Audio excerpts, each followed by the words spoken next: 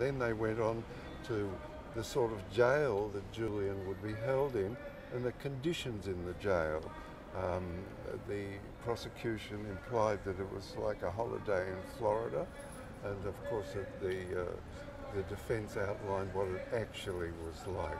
One of the wardens did go as much to say that time in his jail is worse than death. Mental illness in jails.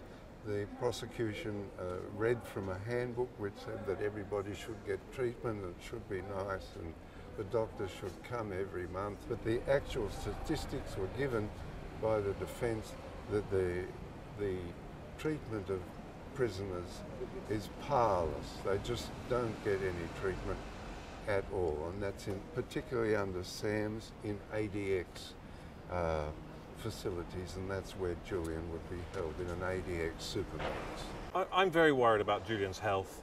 I'm worried about the strain on him. I think the pressure on him is enormous. I think the sense that he's not receiving a fair trial and the sense of injustice. He's been kept in solitary confinement for far, far too long. I'm also very concerned about the way charges have arisen without his lawyers being able to really prepare for them. In prison during lockdown, during the COVID crisis, he hasn't had proper access to his lawyers.